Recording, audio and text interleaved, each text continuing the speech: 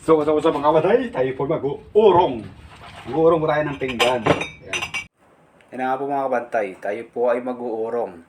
Yan po ang ating uurongin. Napakarami po, di ba? Dahil tayo po ay 3 araw hindi nakapag-urong at marami tayong tinarbaho, mga kabantay. Ayan. Ang una pong ang ating uurong ay baso. Pagkatapos po ng baso ay kutsara, sandok, mangkok, platito, at pinggan, at samot-samot na kung ano man yun nandiyan sa ating lababo, mga kabantay. Yan po ang ating mga uurongin, no? Basta po ang lagi nating uunahin sa pag-uurong ay baso o tasa. Yan mga kabantay. Pagkatapos po niya na yan na po at sinundan na po natin ang kutsara, sandok. Yan mga kabantay, yan ang ating inuurong, no?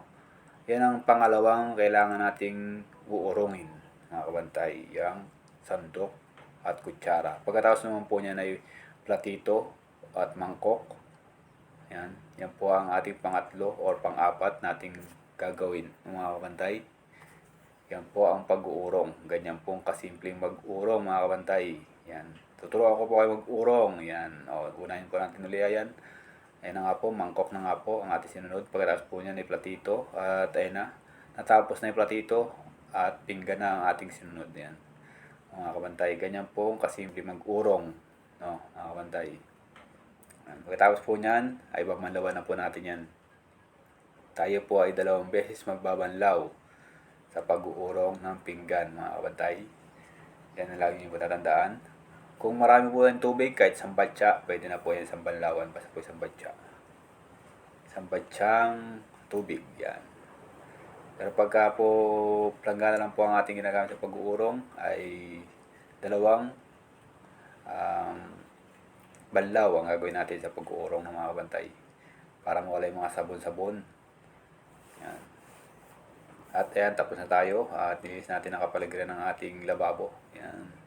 At binuhos na natin ang ating pinagsabunan at hugasan natin ang ating planggana.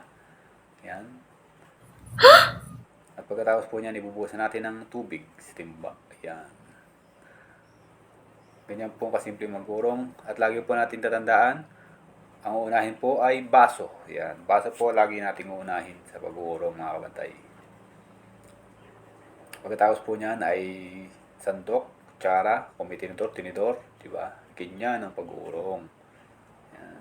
Turuan ko po kayo ng simpleng trabaho sa ating munting kubo.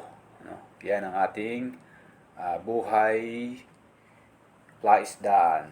Yan. Diba? Ganyan ang trabaho ko. Pagkatapos natin magtrabaho sa plasdaan ay urong. Mag-uurong tayo dahil tayo lang mag-isa rito. At si Mrs. ay nasa bahay. At nag-aalaga ng mga anak natin. Nagpapaaral dahil nga nag-aaral ang ating mga anak. Siya nag-aasikaso. Siya nag-uurong doon. Siya naglilinis. Yan mga kabantay. Kaya saludo po ako sa aking Mrs. Kabantay. Yan.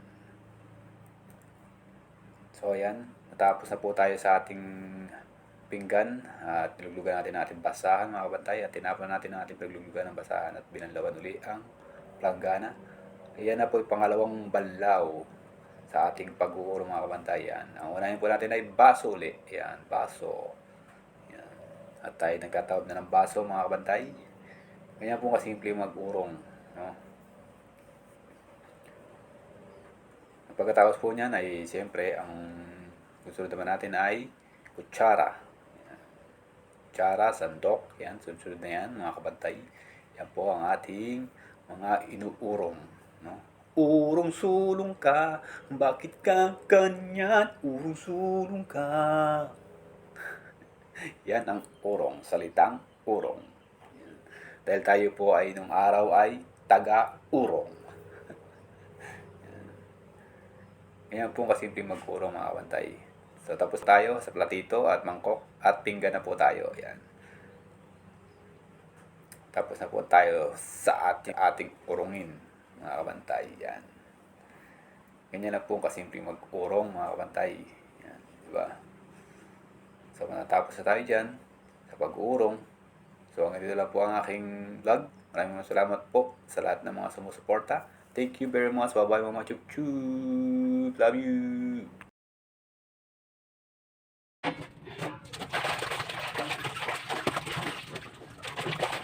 Okay.